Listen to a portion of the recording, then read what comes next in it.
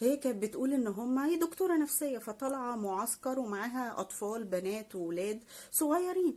فبتقول ان اثناء المعسكر البنات في حتة والولاد في حتة، لقت ان المدرس بتاع الولاد بيقول لها: يا دكتورة أنا عايزة أسألك على حاجة. في بنت بتيجي من الحتة الجروب بتاع البنات، بتيجي لمجموعة الشباب.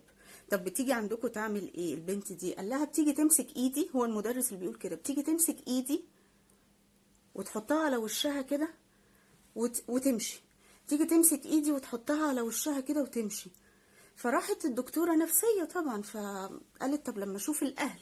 فراحت كلمت مامتها، مامة البنت دي، قالت لها: انا عايزة اعرف ايه علاقة بنتك بباباها.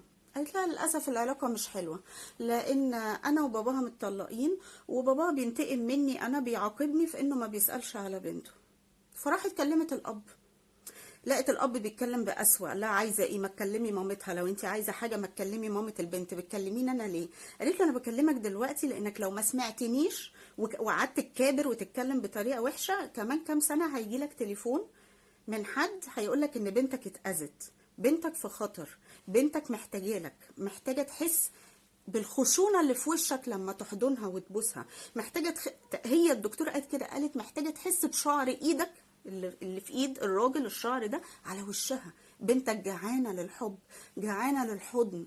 بنتك لو انت ما لحقتهاش وخصصت لها وقت واحضان وقبلات وخروجات وحب وحنيه، اي حد هيأذيها. هي المره دي اتأذت من المدرس اللي معانا في المعسكر، بس احنا واثقين في المدرسين بتوعنا، بس احنا مش واثقين في اصحابها في الجامعه هيعملوا فيها ايه.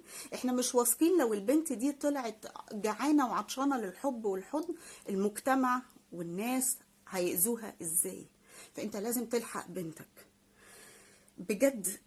في ابهات كتير يقول لك: انا ما بعرفش احضن بنتي، اعمل ايه؟ اصلا انا كانت امي قاسيه، كانت جامده، ما كانتش بتحضني، انا ما اتعلمتش اصلا احضن ازاي.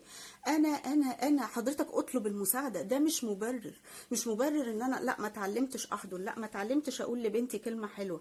بنتك هتبقى ضعيفه هشه قصاد اي كلمه حلوه، قصاد اي حضن. بنتك هتتأذي جامد قوي، وخصوصا الزمن والدنيا اللي احنا فيها مش حلوين. الأطفال من ضمن لغات الحب بتاعتهم الأحضان والقبلات. هي عايزة تحس إن في راجل في حياتها. بتقولك بتروح تمسك شعر إيده تعمله كده على وشها. دي جعانة، دي جعانة، دي من جواها تعبانة، جعانة، جعانة، عايزة تحس إن في أب، في حماية، في سند، في حضن. لازم نلحقهم.